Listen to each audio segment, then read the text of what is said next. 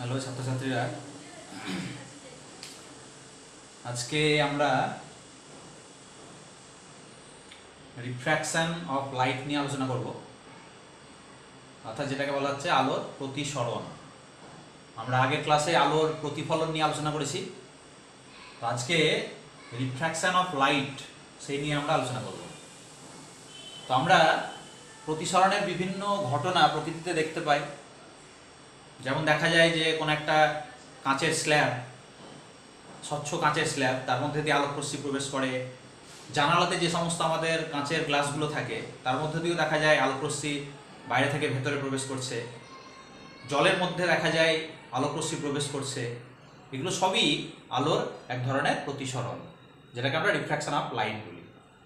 তো প্রথমেই আমাদের আজকে যেটা জেনে নিতে হবে, আলোর প্রতিসরণের যে ডেফিনেশন, সেই ডেফিনেশনটা কি। অর্থাৎ বলছে যে যখন কোনো আলোকরশ্মি কোনো স্বচ্ছ সমসত্ব মাধ্যমের মধ্যে দিয়ে যেতে যেতে দ্বিতীয় কোনো মাধ্যমের উপরিতলে তির্যকভাবে আপতিত হয়, তখন সেই আলোকরশ্মির দুই মাধ্যমের বিভেদ তল থেকে তার গতির অভিমুখের পরিবর্তন ঘটে। আমরা এই ঘটনাটাকে বলবো আলোর প্রতিসরণ। অর্থাৎ দেখা যাচ্ছে যে আমাদের ওপরে একটা মাধ্যম, যেটা কিনা এয়ার, এটাকে আমরা এ মিডিয়াম বললাম।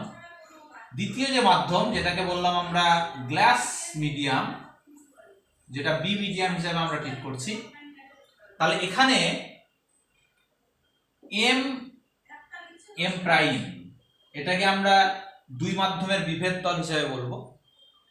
তাহলে এখানে আলোকরশ্মি পি কিউ বায়ু মাধ্যম থেকে এসে কাঁচ মাধ্যমে প্রবেশ করলো, অর্থাৎ সেটা এই কিউ বিন্দু থেকে তার গতির অভিমুখ পরিবর্তন ঘটিয়ে কিউআর পথে এসে প্রবেশ করলো।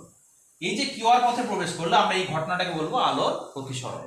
এখানে যদি ফার্স্ট মিডিয়ামটা লঘু হয়, সেকেন্ড মিডিয়ামটা যদি ঘন হয়, তাহলে দেখা যাবে যে প্রতিসৃত রশ্মি বিভেদ তলের অভিলম্বের কাছে আসবে।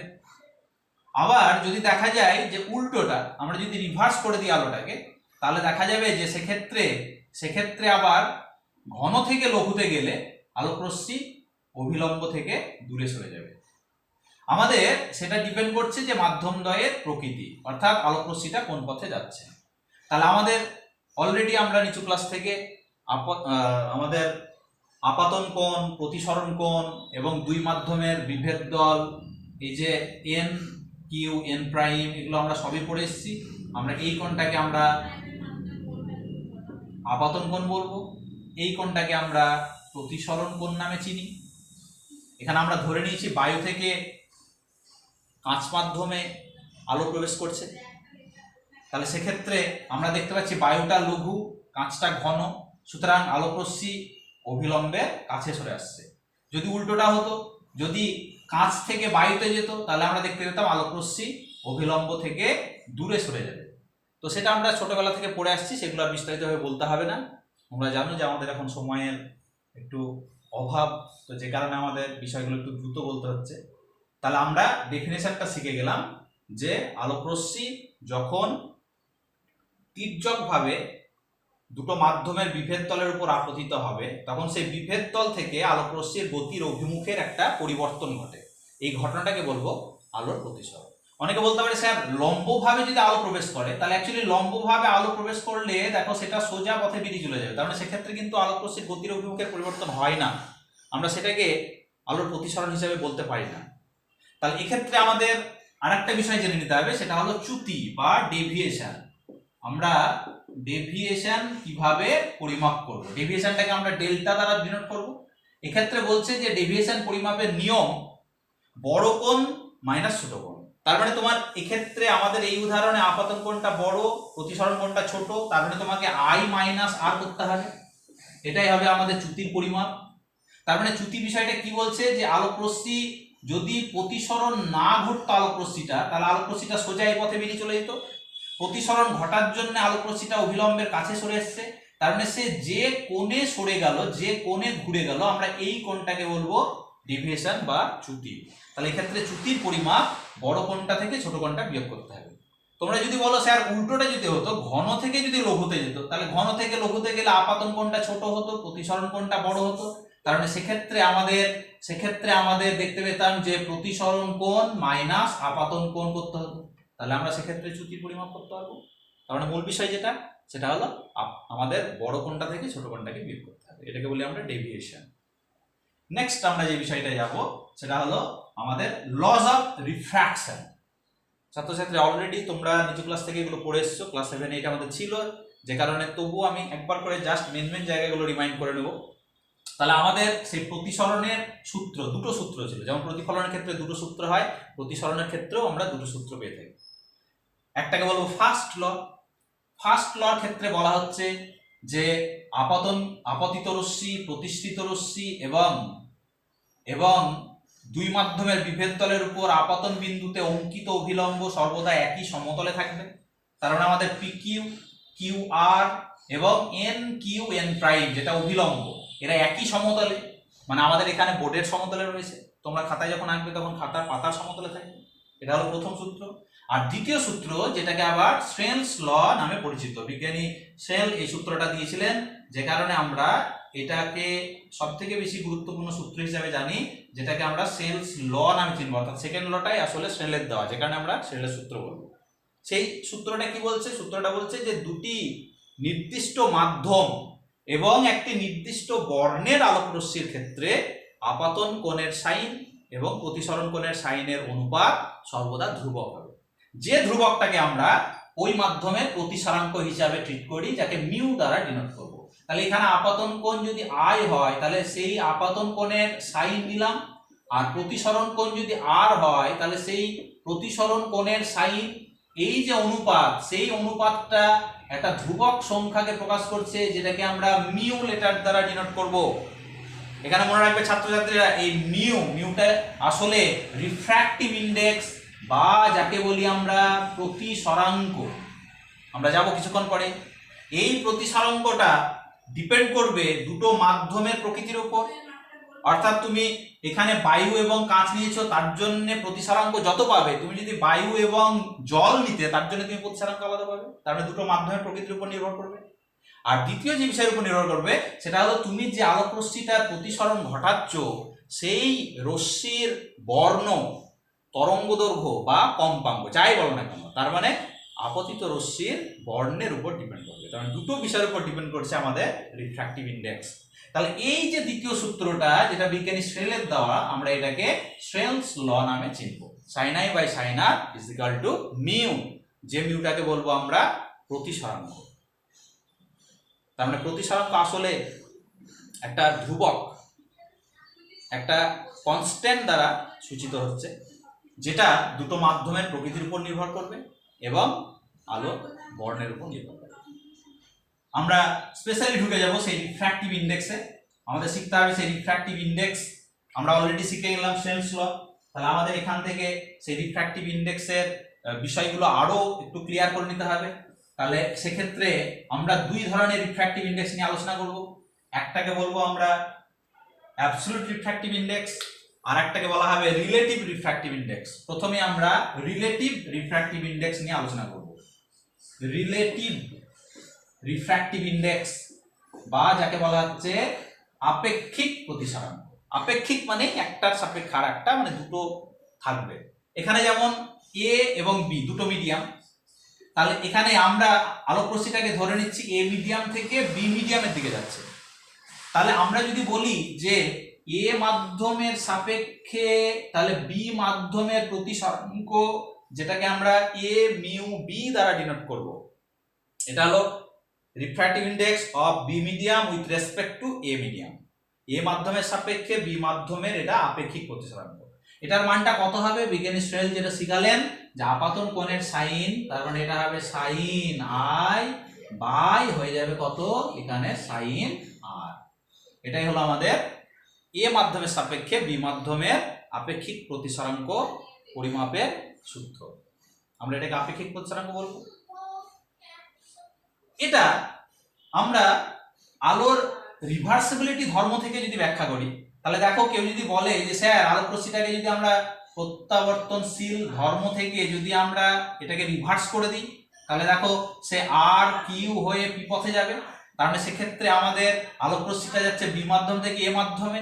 আমরা আরটাকে যদি আপাতন কোণ আর আইটাকে যদি প্রতিসরণ কোণ ধরি, তাহলে সেক্ষেত্রে বি এর সাপেক্ষে এ মাধ্যমের প্রতিসরাঙ্ক আমরা যেটাকে বি মিউ এ হিসাবে লিখতে পারবো। সে B mu A is equal to লেখা যাবে তাহলে কত, sine r by sine i. কারণ এবার আপাতন কোণটা হয়ে গেছে আর, আর প্রতিসরণ কোণটা হয়ে গেছে আই।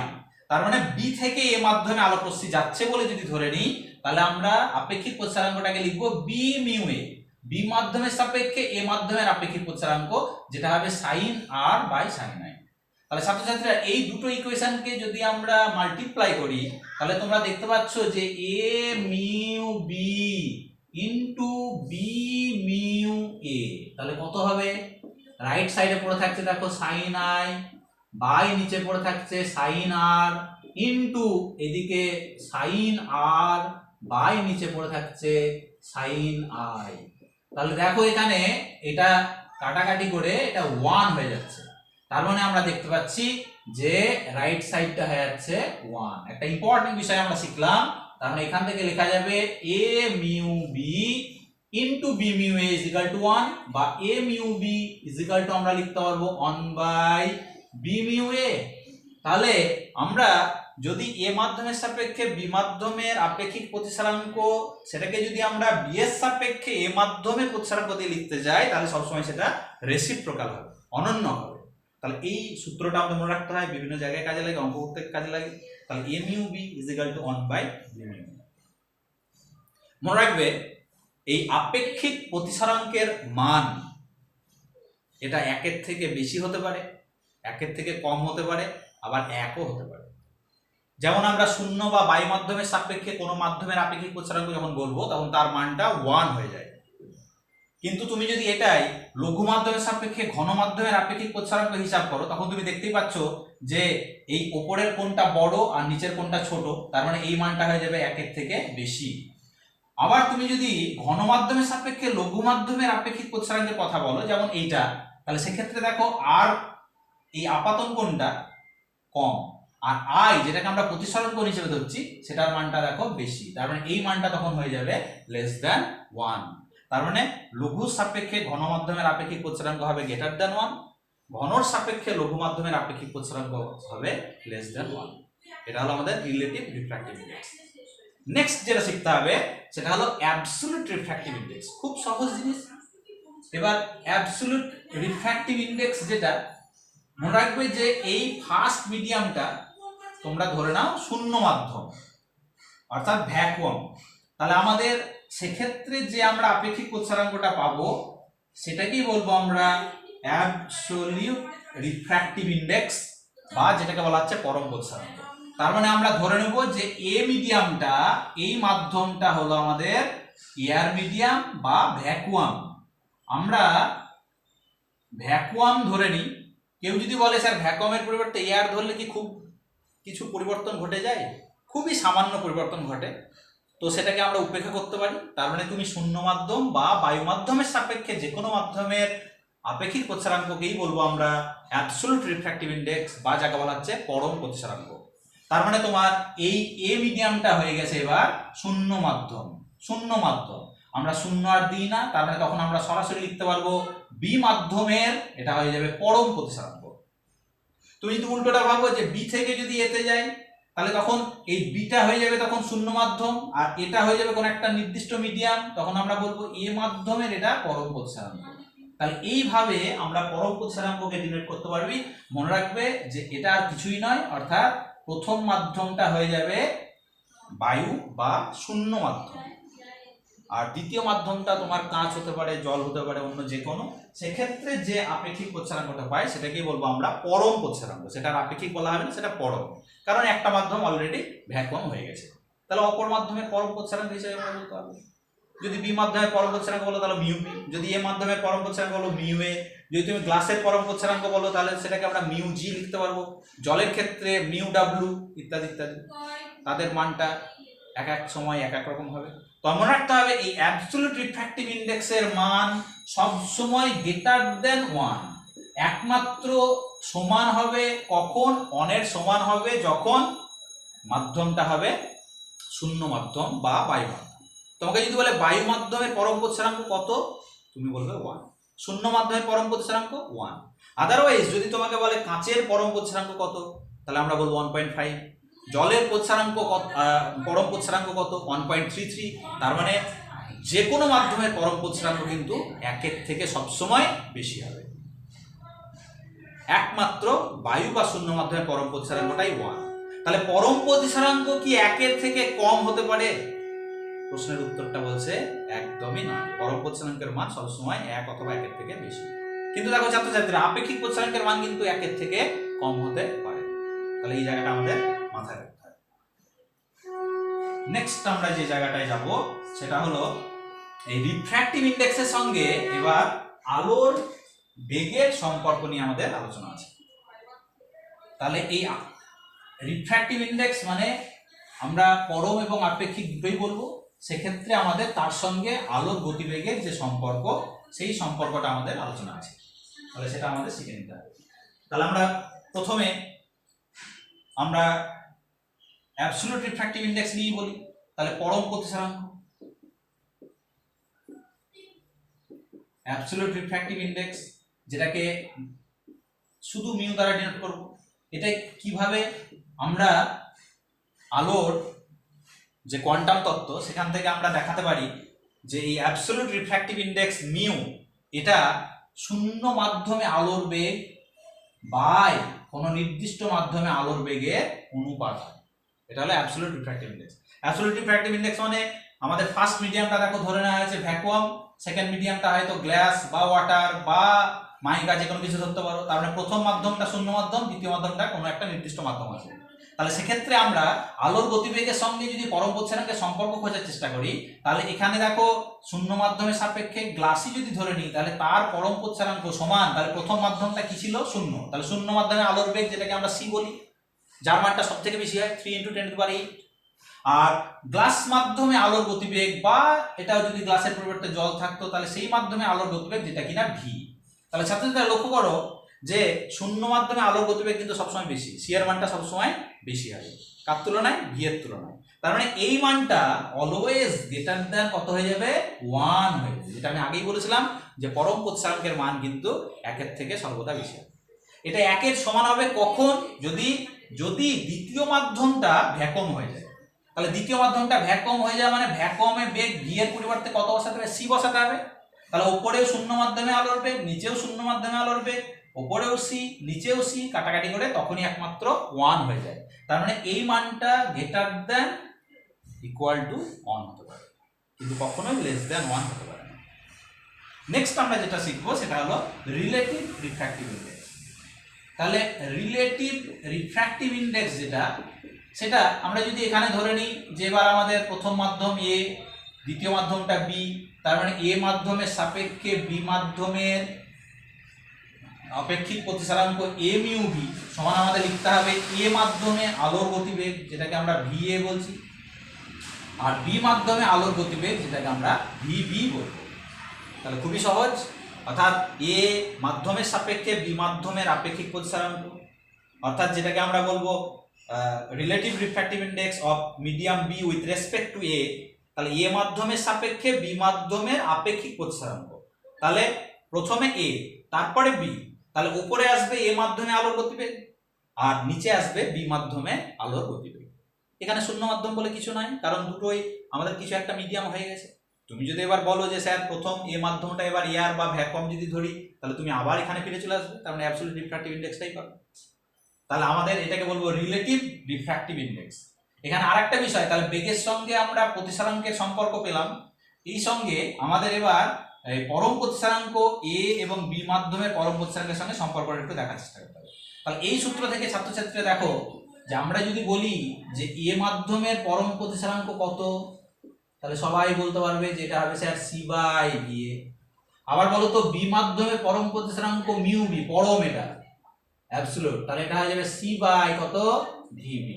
তাহলে ছাত্রছাত্রীরা আমরা এই লাইন থেকে বা আমরা যদি এটাকে a mu b is equal two, তাহলে উপরেরটাকে দেখো আমরা এইভাবে c বাই vb করে লিখলাম, আর নিচে দেখো c বাই va করে লিখলাম। দেখো আলটিমেটলি কাটাকাটি করে cc কেটে যাবে, va টা উপরে চলে যাবে আর vb টা নিচে চলে যাবে, তাহলে va বাই vb। আমি কিন্তু এক লাইনও কিন্তু বাড়িয়ে লিখিনি, জাস্ট আমরা উপর নিচে একটা করে c নিয়ে এলাম। তাহলে এই উপরের যে অংশটা c বাই vb, এই c বাই vb মানেই দেখো মিউ b, আমরা বসিয়ে দিলাম উপরে মিউ b, আর নিচে দেখো c বাই va মানেই মিউ a। তাহলে মানে আমরা এখান থেকে দেখো একটা ইম্পর্টেন্ট রিলেশন যেটা আমাদের মনে রাখতে হবে, যে a mu b is equal two, যেমন তোমার হয় va বাই vb, এটা বেগ দিয়ে বললে, তেমনি আবার পরম প্রতিসরাঙ্ক দিয়ে বললে হবে উপরে মিউ b আর নিচে হয়ে যাবে মিউ a। এটা একটা ইম্পর্টেন্ট রিলেশন যেটা আমাদের মনে রাখতে হয়, এটা আমাদের অঙ্ক করার ক্ষেত্রে বা বিভিন্ন জায়গায় এমসিকিউ এর ক্ষেত্রে কাজে লাগে। তাহলে a mu b is equal to, বেগ দিয়ে বললে উপরে হবে va, নিচে হবে vb, আর পরম প্রতিসরাঙ্ক দিয়ে বললে হবে উপরে b মাধ্যমের পরম প্রতিসরাঙ্ক মানে মিউ b, আর নিচে হবে a মাধ্যমের পরম প্রতিসরাঙ্ক মানে মিউ a। এই রিলেশনটা মনে রাখলেই আমরা আপেক্ষিক প্রতিসরাঙ্ক, বেগ এবং পরম প্রতিসরাঙ্কের মধ্যে সম্পর্ক সহজেই নির্ণয় করতে পারবো। নেক্সট আমাদের যে জায়গাটায় যেতে হবে সেটা হলো, এবার আমরা রিফ্র্যাক্টিভ ইন্ডেক্সের সঙ্গে ওয়েভলেংথের সম্পর্কটা দেখব, যেটা বিজ্ঞানী কসি এই সম্পর্কটা দিয়েছিলেন, যার নাম থেকে আমরা এটাকে কসিস রিলেশনও বলে থাকি। তাহলে আমরা স্পেশালি সেটাকে সেই কসিস রিলেশন বা কসির সম্পর্ক নামেই চিনব।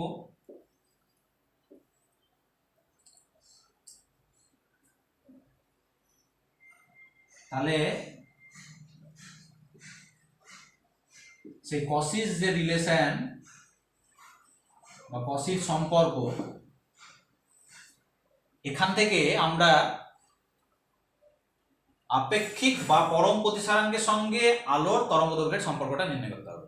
বিজ্ঞানী কসি তিনি গাণিতিকভাবে এই রিলেশনটা প্রতিষ্ঠা করেছিলেন, যে কোনো মাধ্যমের পরম প্রতিসরাঙ্ক যদি মিউ হয়, তাহলে উনি দেখিয়েছিলেন যে মিউ ইজ ইকুয়াল টু লেখা যাবে a plus B by lambda square. এখানে দেখো মিউটা হলো কোন একটা নির্দিষ্ট বর্ণের আলোর জন্য ওই মাধ্যমের পরম প্রতিসরাঙ্ক, এটা হলো একটা কনস্ট্যান্ট, বি একটা কনস্ট্যান্ট, আর ল্যামডাটা কিন্তু ওই যে লাইটটা পড়ছে সেই লাইটের ওয়েভলেংথ, কারণ এটা মনোক্রোমেটিক লাইট নিয়ে উনি কাজ করেছিলেন। তাহলে এই রিলেশনটাকে আমরা কসির রিলেশন বা ওয়েভলেংথের সঙ্গে রিফ্র্যাক্টিভ ইন্ডেক্সের রিলেশন নামে চিনব। মনে রাখবে এ এবং বি কিন্তু দুটো কনস্ট্যান্ট, যেটা মাধ্যমের প্রকৃতি এবং ওই কালারের উপর ডিপেন্ড করে সেগুলো।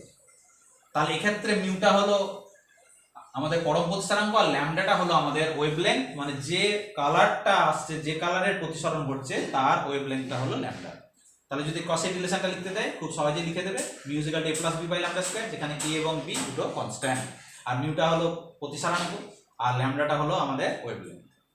নেক্সট আমাদের যে জায়গাটা শিখতে হবে সেটা হলো, এই প্রতিসরাঙ্ক কি তাহলে টেম্পারেচারের উপর ডিপেন্ড করে?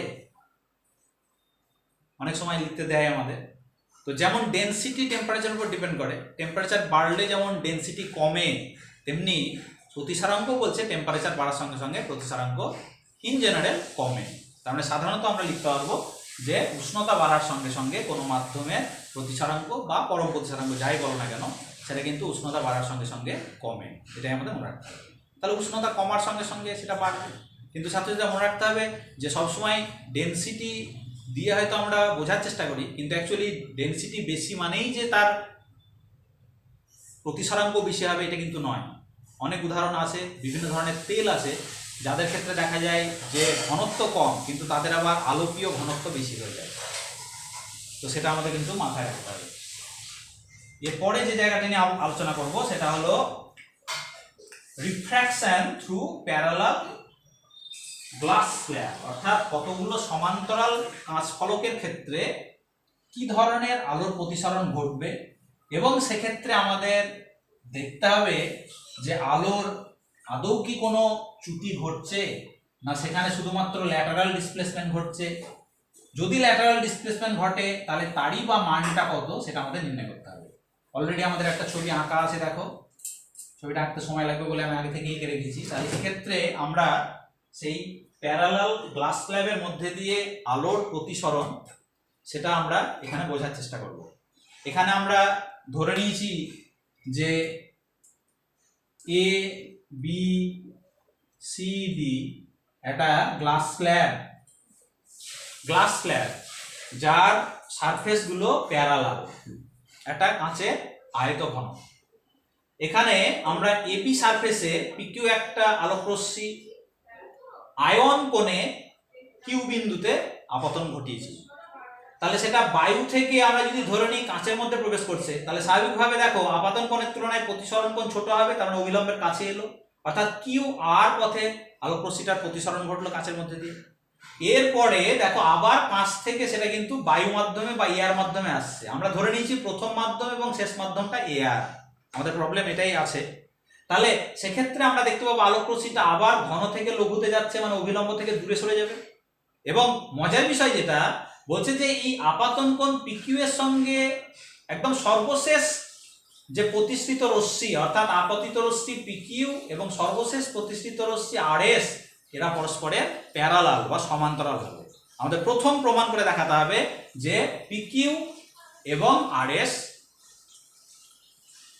এরা পরস্পরের সমান্তরাল, এটা প্রথম প্রমাণ। তারপরে আমাদের যেটা বের করতে হবে সেটা হলো এক্ষেত্রে আমাদের পার্শ্বীয় সরণের মানটা কত, যেগুলো পরীক্ষায় আসে। তাহলে প্রথম প্রমাণ করে দেখাবো যে আমাদের পিকিউ এর সঙ্গে আরএস প্যারালাল হয়, খুব সহজ প্রমাণ। তাহলে এখানে আমাদের এয়ার থেকে আলোক রশ্মিটা যাচ্ছে কোথায়, গ্লাস স্ল্যাবে। তাহলে আমাদের আপেক্ষিক প্রতিসরাঙ্ক আমরা বের করব এ mu G is equal two, তাহলে কত হবে আমরা ছবিতে দেখতে পাচ্ছি, প্রথম বায়ু মাধ্যমের আপতন কোণ আয়ন, তাহলে এটা হয়ে যাবে সাইন আয়ন। আর নিচে দেখো কাঁচ মাধ্যমের আপতন কোণ প্রতিসরণ কোণ আরন, তাহলে এটা হয়ে যাবে সাইন আরন, তার মানে সাইন আয়ন বাই সাইন আরন। এটা এক নম্বর ইকুয়েশন। দ্বিতীয় ইকুয়েশন দেখো, এবার যদি বলো যে আর মাধ্যমে প্রতিসরণের ক্ষেত্রে কি হবে, তাহলে আমরা এখানে দেখতেই পাচ্ছি যে আমাদের এই সাইন আয়ন বাই নিচে কত সাইন আরন, তাহলে আমাদের এখানে সাইন আরন বাই সাইন আরন। নেক্সট আমরা যদি আর বিন্দুতে প্রতিসরণ ঘটাই তাহলে আমরা লিখতে পারবো, দেখো গ্লাস থেকে এয়ারে যাচ্ছে, তার মানে এটা হয়ে যাবে G mu A is equal to কত হবে ছাত্রছাত্রীরা, তাহলে এখানে আপতন কোণটা ধরে নেবো আমরা R2, তার মানে এটা হয়ে যাবে সাইন R2, আর সর্বশেষ এই কোণটাকে ধরে নেবো I2, তার মানে এটা হয়ে যাবে সাইন I2। এটা 2 নম্বর ইকুয়েশন হিসেবে আমরা ঠিক করতে পারি। এবার মজার বিষয় দেখো, অলরেডি আমরা পড়ে এলাম যে এ মিউ জি সমান কত হয়, সমান হয় 1/g মিউ এ, রেসিপ্রোকাল। তাহলে তুমি এ মিউ জি এর জায়গায় 1 নম্বর সমীকরণ থেকে বসাতে পারবে, দেখো সাইন আয়ন বাই নিচে দেখো সাইন আরন ইজ ইকুয়াল টু, এটা দেখো 1/g মিউ এ, তার মানে জি মিউ এর মানটা উল্টে যাবে, তাহলে এখানে রেসিপ্রোকাল হয়ে যাবে। তাহলে সাইন I2 বাই নিচে পড়ে থাকবে দেখো সাইন কত, সাইন R2। আবার এখানে ছবিতে দেখো, ছবিতে আমরা R1 আর R2 কে সমান বলতে পারবো, কেন, কারণ এরা একান্তর কোণ। দেখো এটার সঙ্গে এই যে রশ্মিটা এটা প্যারালাল, তাহলে এখানে আমরা দুটো প্যারালাল রে এবং একটা তাদের ছেদক বা ভেদক, তার মানে আমরা R1 সমান বলতে পারবো R2 যারা কিনা একান্তর কোণ। তাহলে R1 সমান যদি R2 হয়ে যায় তাহলে অবভিয়াসলি আমরা বলতে পারবো আয়ন সমান কত, I2। তাহলে আমরা প্রমাণ করে নিলাম যে আয়ন আর I2 পরস্পরের সমান, তার মানে আমরা বলতে পারবো যে প্রথম আপতন কোণ এবং সর্বশেষ প্রতিসরণ কোণ পরস্পর সমান। তার মানে বলা যায় যে PQ is parallel to RS। তাহলে PQ আর RS পরস্পরের সমান্তরাল। তাহলে PQ এর সঙ্গে RS যদি সমান্তরাল হয় তার মানে আদতে কোনো ডেভিয়েশন ঘটছে না, চ্যুতি ঘটছে না। শুধু যেটা ঘটছে সেটা হলো, দেখো পিকিউ যে পথে যাচ্ছিল আরএসটা কিন্তু সেখান থেকে একটু সরে এসছে। কতটা সরে এসছে ছবিতে, এক্স আর, এই যে এইটুকু। তাহলে এই এক্স থেকে আর বিন্দুতে সরে এসছে, আদতে এর কোনো চ্যুতি ঘটেনি, কিন্তু যেটা ঘটেছে সেটা হলো ল্যাটারাল ডিসপ্লেসমেন্ট, যেটাকে আমরা পার্শ্বীয় সরণ বলবো। তাহলে আমাদের এবার নির্ণয় করে দেখাতে হবে এই Rx এর মানটা কত। তাহলে ছাত্রছাত্রী এটা নিশ্চয়ই বুঝতে পেরেছো, এটা প্রমাণ করতে দেয় যেরকম সমান্তরাল কাঁচফলকের মধ্যে দিয়ে কোনো আলোর প্রতিসরণের ক্ষেত্রে যদি প্রথম এবং শেষ মাধ্যমটা একই হয় তাহলে দেখাও যে আপতন কোণ এবং সর্বশেষ মানে আপতন কোণ সর্বশেষ প্রতিসরণ কোণ সমান, বা আপতিত রশ্মি এবং সর্বশেষ প্রতিসৃত রশ্মি পরস্পরের সমান্তরাল। তাহলে সেটা এইভাবে আমাদের প্রমাণ করে দেখাতে হবে, খুবই সহজ।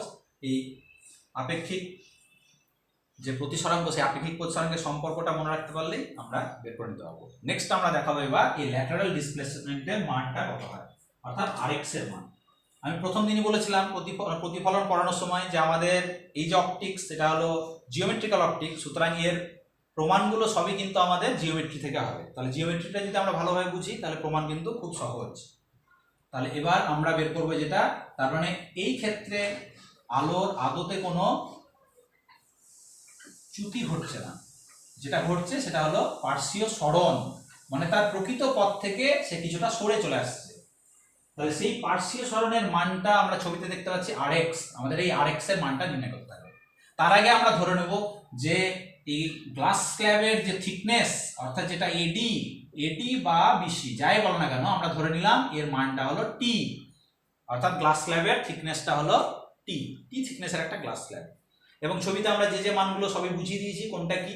তাহলে প্রথম আমাদের যেটা আসতে হবে, আমরা আর বিন্দু থেকে বর্ধিত পিকিউ এর উপর একটা দেখো অভিলম্ব টেনেছি Rx, এই ডটেড লাইনে অভিলম্ব টানা আছে। এই Rx এর মানটা আমরা নির্ণয় করব, যেটাকে আমরা পার্শ্বীয় সরণ হিসাবে চিনছি।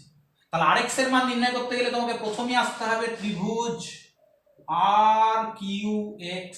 নিশ্চয়ই দেখতে পাচ্ছ ছাত্রছাত্রী এখানে RQX একটা ডটেড লাইন একটা ত্রিভুজ দেখানো হচ্ছে। তাহলে এই ত্রিভুজের জন্য আমরা সাইন অফ অ্যাঙ্গেল RQX অর্থাৎ RQX কোণের সাইন নিচ্ছি, তার মানে এই কোণটার সাইন। তাহলে এই কোণটার সাইন মানে কি জানি আমরা, লম্ব বাই অতিভুজ। তাহলে এখানে লম্বটা হবে Rx আর অতিভুজটা হচ্ছে আমাদের QR বা RQ যাই বলো না কেন, QR। আবার তোমরা সাইন এই RQX এর মানটা বলতে পারবে। RQX এর মানটা কি করে পাবো, তার মানে এটা অ্যাকচুয়ালি চ্যুতি কোণ মানে আয়ন মাইনাস আরন করে, তার মানে আমি এখানে বসিয়ে দিলাম আয়ন মাইনাস আরন, তার মানে এটা অ্যাকচুয়ালি চ্যুতি কোণ। RQX মানে বড় কোণ মাইনাস ছোট কোণ, তার মানে অ্যাকচুয়ালি এটা আয়ন মাইনাস আরন। খুব সহজেই বলতে পারবে কারণ এই কোণটা আর এই গোটা কোণটা সমান বিপরীত কোণ। তাহলে এইটুকু বের করতে গেলে মাইনাস আরন করলেই হয়ে যাবে, ইজ ইকুয়াল টু তাহলে এখানে হয়ে যাচ্ছে Rx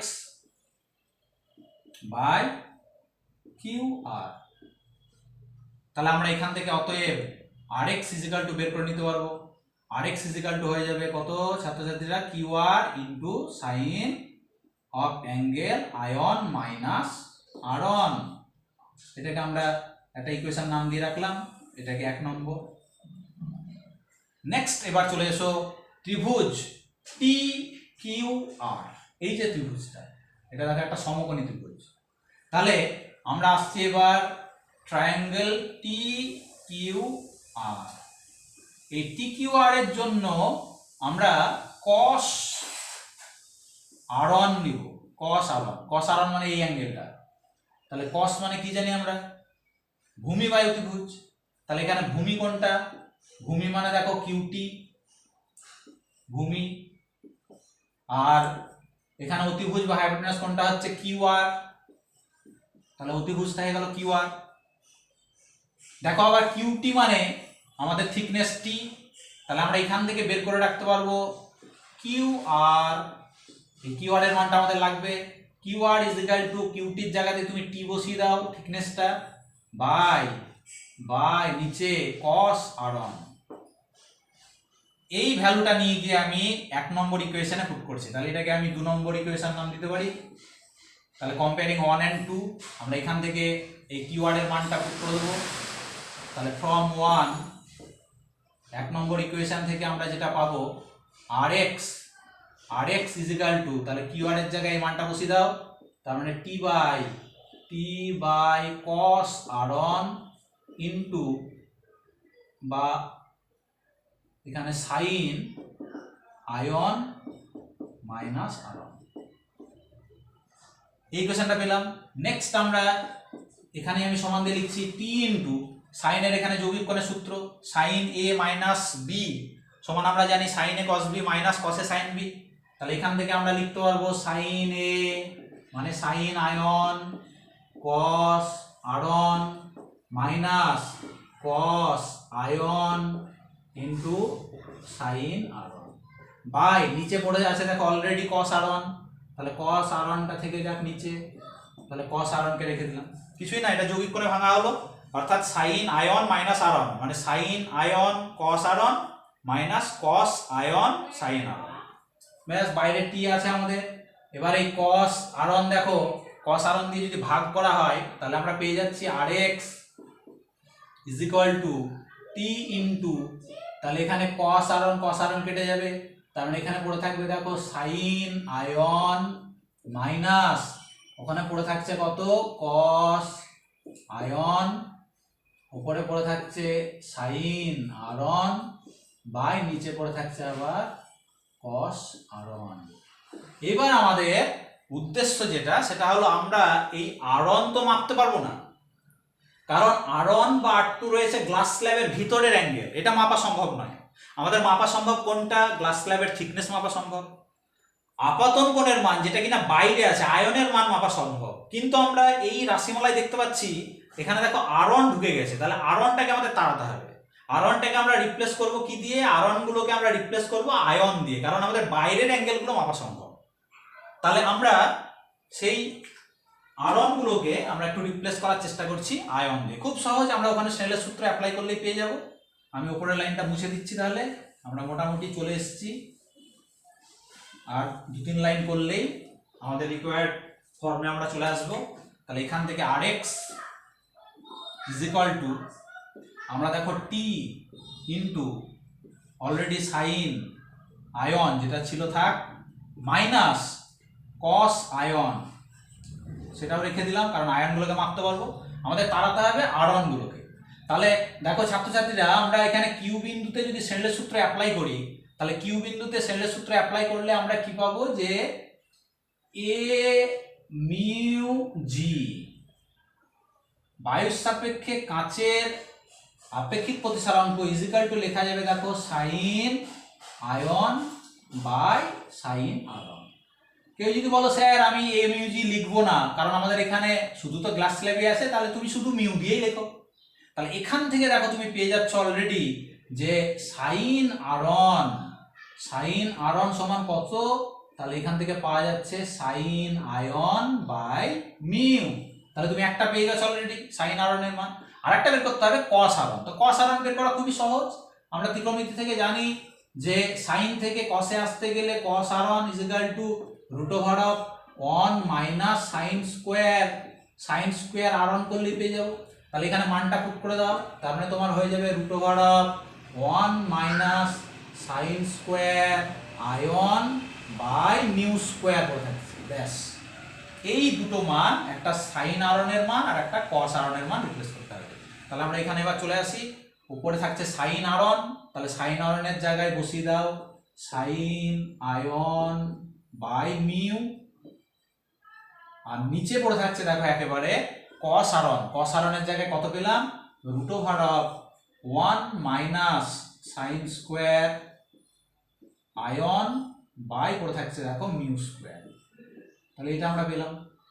তাহলে or rx is equal two আমরা পেয়ে যাচ্ছি তাহলে টি ইন্টু এখান থেকে দেখো তোমার সাইন আয়ন এটা থেকে যাচ্ছে, এটা নিয়ে হাত দেওয়ার কিছু নাই, মাইনাস এইখানে এবার দেখো এখানে যেটা আমরা পাচ্ছি সেটা হলো আমাদের, বা এক কাজ করো এখানে দুটোতেই সাইন আয়ন যেহেতু পেয়ে গেছি তাহলে সাইন আয়নটা আমরা কমন নিয়ে নিই, কারণ আমরা আরেক লাইন তাহলে জাম্প করতে পারবো। তাহলে সাইন আয়ন কমন নিয়ে নিলাম, তাহলে আমাদের প্রথম পদে পড়ে থাকছে 1 মাইনাস এখানে দেখো দ্বিতীয় পদে পড়ে থাকছে এখানে মিউ স্কোয়ার লসাগু হবে, তাহলে মিউ স্কোয়ার রুটের বাইরে এলে মিউ, তাহলে মিউ মিউ কেটে যাচ্ছে, তার মানে উপরে পড়ে থাকছে দেখো কস আয়ন বাই নিচে পড়ে থাকছে দেখো √mu square minus sine square ion.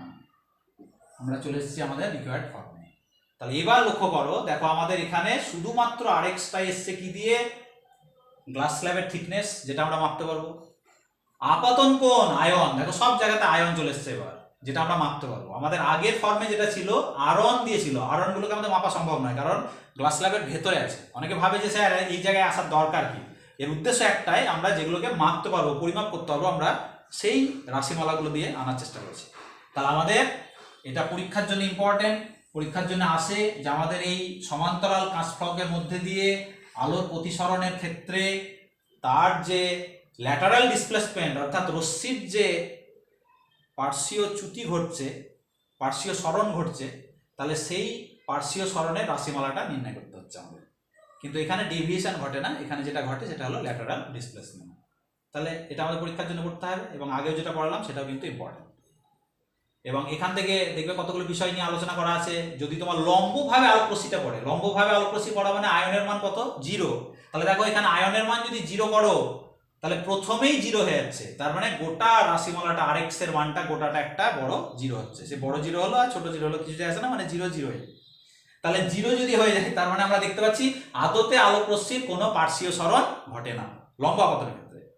কিন্তু যদি বলো স্যার যদি আপাতন কোণের মান 90 ডিগ্রি হয়, তার মানে আলোকরশ্মিটা একেবারে গ্লাস স্ল্যাব বরাবর ঘেঁষে যাচ্ছিল, তাহলে দেখো টোটাল আপতন কোণটা 90 ডিগ্রি যদি হয়, তাহলে সেক্ষেত্রে আমরা দেখতে পাবো যে এই পার্শ্বীয় সরণের মানটা হবে ম্যাক্সিমাম। মানে তুমি এখানে 90 বসা 1 হয়ে যাবে, এখানে cos 90 মানে 0 হয়ে যাবে, তার মানে এটা 1 এর সঙ্গে গুণ হয়ে, তার মানে আরএক্স এর মানটা হয়ে যাবে একেবারে সম্পূর্ণ গ্লাস স্ল্যাবের যে থিকনেস, সেই থিকনেসের সঙ্গে সমান, যেটা হলো আমাদের এই পার্শ্বীয় সরণের সর্বোচ্চ মান। তাহলে পার্শ্বীয় সরণটা সর্বোচ্চ হবে কখন, যদি আপাতন কোণটা 90 ডিগ্রি হয়, আর পার্শ্বীয় সরণের মান সর্বনিম্ন হবে কখন, যদি আমাদের আপাতন কোণ 0 ডিগ্রি হয়। তাহলে এই আলোচনাটা আমাদের মাথায় রাখতে হবে। আর লাস্ট আমরা এই স্নেলস লর জেনারেলাইজড ফর্মটা নিয়ে আলোচনা করব। অলরেডি আমাদের আলোচনা হয়ে গেছে স্নেলের সূত্র, তোমরা অলরেডি শিখে গেছো। এটা আমরা একটু জেনারেল ফর্মে আসব, অর্থাৎ generalised form of snails law.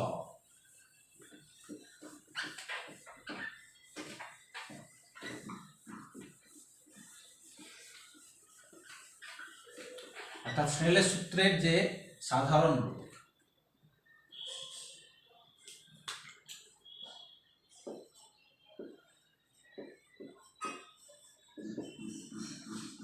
Generalised form. তাহলে আমরা ধরে নিলাম আমাদের দুটো মাধ্যম, এটা আমাদের অভিলম্ব। তাহলে একটা হলো 1 মিডিয়াম 1, একটা হলো মিডিয়াম 2। আলোকরশ্মিটা 1 ফার্স্ট মিডিয়াম থেকে সেকেন্ড মিডিয়ামে প্রবেশ করছে। কোনটা ঘন কোনটা লঘু জানার দরকার নেই, আমার শুধু জানতে হবে 1 নম্বর মাধ্যমের কোনটা কত, অ্যাঙ্গেলটা কত, আর 2 নম্বর মাধ্যমের অ্যাঙ্গেলটা কত সেটা আমাদের জানতে হবে, ব্যাস। আমরা এবার আই আর আর দিয়ে আলাদা করে ডিস্টিংগুইশ করব না, আমরা একটাকে বলবো আয়ন অ্যাঙ্গেল, একটাকে বলবো I2 অ্যাঙ্গেল। খুব সহজ, আমাদের এখানে কোনটা আপাতন কোণ কোনটা প্রতিসরণ কিচ্ছু জানার দরকার নেই, আমাদের কোনটা ঘন কোনটা লঘু কিচ্ছু জানার দরকার নেই। শুধু আমাদের জানতে হবে 1 নম্বর মাধ্যম যার পরম প্রতিসরাঙ্ক μ1, 2 নম্বর মাধ্যম যার পরম প্রতিসরাঙ্ক μ2।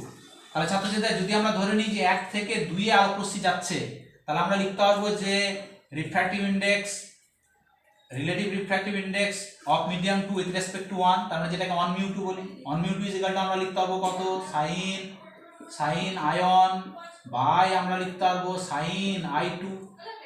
দেখো আবার পরের লাইনে আমরা 1 μ2 মানে আমরা কত শিখে এলাম, 1 μ2 মানে লেখা যায় উপরে μ2 আর নিচে μ1, মানে 2 নম্বর মাধ্যমের পরম প্রতিসরাঙ্ক বাই 1 নম্বর মাধ্যমের পরম প্রতিসরাঙ্ক।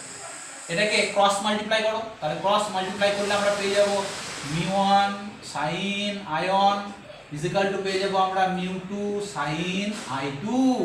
এটাই হলো আমাদের জেনারেলাইজড ফর্ম। কেউ যদি বলো স্যার 2, 3, 4, 5টা অনেকগুলো মিডিয়াম আছে, তাহলে আমরা ইকুয়াল টু এরকম ডট ডট, তাহলে μ3 sin I3 লিখতে পারবো equal to dot dot dot dot dot dot, যত খুশি আমরা লিখতে পারবো, ইকুয়াল টু গিয়ে আমরা μn sin কত লিখতে পারবো In। তার মানে তোমার কোনটা আপতন কোণ কোনটা প্রতিসরণ কোণ কোনটা ঘন কোনটা লঘু কিচ্ছু জানার দরকার নেই। একেবারে মূল যে বিষয়টা সেটা আমাদের মাথায় রাখতে হবে যে কোনো নির্দিষ্ট মাধ্যম, যেমন 1 নম্বর, সেই মাধ্যমের পরম প্রতিসরাঙ্ক ইনটু সেই মাধ্যমের কোণের সাইন, মানে μ1 sin ion is equal two অন্য মাধ্যমের পরম প্রতিসরাঙ্ক ইনটু ওই মাধ্যমের যে কোণ সেই কোণের সাইন, মানে μ2 sin i2। তোমার যদি আরো এরকম মাধ্যম থাকতো তাহলে μ3 sin i3 is equal two dot dot dot dot, আমরা এইভাবে লিখতে পারবো। কারণ তোমার কোনটা আপতন কোণ, কোনটা প্রতিসরণ কোণ, কোনটা ঘন মাধ্যম, কোনটা লঘু মাধ্যম কিচ্ছু বলা দরকার নেই, অলরেডি তোমাকে এই ইকুয়েশনে বসালেই তুমি পেয়ে যাবে কোনটা ঘন কোনটা লঘু, কোনটা বড় হবে কোনটা ছোট হবে। এটাকে আমরা জেনারেলাইজড ফর্ম অফ সেন্স ল বলবো। আর আরেকটা বিষয় আমরা যেটা বলবো সেটা হলো এরকম যদি অনেকগুলো কাঁচের স্ল্যাব বা অনেকগুলো আলাদা আলাদা মাধ্যমযুক্ত সমান্তরাল প্যারালাল মিডিয়াম থাকে তাহলে সেক্ষেত্রে আমরা একটা রিলেশন একটু মনে রাখার চেষ্টা করব, যেটা বলি আজকে শেষ করব। ধরো এখানে আমাদের অনেকগুলো মিডিয়াম আছে, ব্যাস দুটাই দেখালাম, এটা 1 নম্বর, এটা 2, এটা 3, আর দেখালাম না বেশি, একই জিনিস। আমি পরে এটা আবার হয়তো 1, মানে প্রথমটা ইয়ার হলে শেষেরটা ইয়ার, মাঝে দেখা যাচ্ছে কাঁচ, তারপরে হয়তো মাইকা অভ্র দিয়ে আবার হয়তো ইয়ার, তার মানে 1 2 3 আবার 1, প্রথম আর শেষ মাধ্যম ইকুয়াল আইডেন্টিক্যাল যদি হয় তাহলে আমরা এখানে লিখতে পারবো, একটা সম্পর্ক দেখানোর চেষ্টা করবো। তাহলে এখানে হয়তো দেখা যাচ্ছে আলোক রশ্মিটা এইভাবে এলো, তার প্রতিসরণ ঘটলো, আবার এখানে দেখা যাচ্ছে প্রতিসরণ ঘটলো, যে শেষে প্রতিসরণ হওয়ার মানে আলোক রশ্মিটা শেষে প্রতিষ্ঠিত হয়ে যে পথে বেরোবে সেটা কিন্তু মনে রাখতে হবে আমাদের এই প্রথম আপতন কোণের সঙ্গে এটা কিন্তু সমান্তরাল হবে। তার মানে আমরা যদি পি কিউ আর এস এবং টি নাম দিই তাহলে আমাদের মনে রাখতে হবে P Q is parallel to হয়ে যাবে এস টি, কারণ ফার্স্ট অ্যান্ড লাস্ট মিডিয়াম আর ইকুয়াল, যে কারণে আমরা দেখতে পাচ্ছি দে আর ইকুয়াল, যে কারণে আমাদের এখানে এই অ্যাঙ্গেলটাকে যদি তুমি নাম দাও আয়ন, তাহলে এটাকে আয়ন নাম দিলে অবভিয়াসলি এইটাও তোমার একই হবে, কারণ আমরা আগের প্রমাণই দেখালাম, কারণ আয়ন আর i2 সমান হচ্ছে।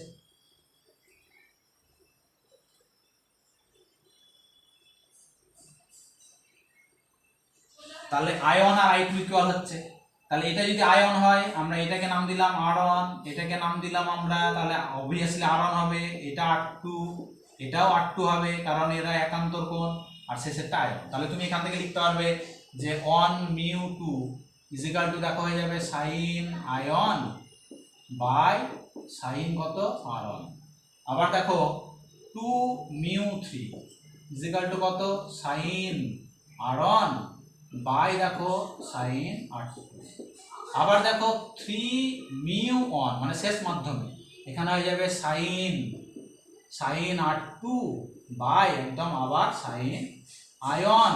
তাহলে তুমি যদি এই তিনটেকে মাল্টিপ্লাই করো তার মানে 1 μ2 ইন্টু 2 μ1 2 μ3 ইন্টু 3 μ1, তাহলে কি পাচ্ছ দেখো এখানে সাইন আয়নের সঙ্গে এখানে সাইন আয়নের সঙ্গে আয়ন কেটে যাবে, r1 এর সঙ্গে r1 কাটছে, r2 এর সঙ্গে r2 কাটবে, তার মানে সব কাটাকাটি করে দেখবে 1 পড়ে থাকবে। তার মানে একটা ইম্পর্টেন্ট রিলেশন আমরা অনেকগুলো মাধ্যমের জন্য শিখতে পারি, 1 μ2 is equal to 2 μ3 into 3 μ1 is equal to 1 হবে।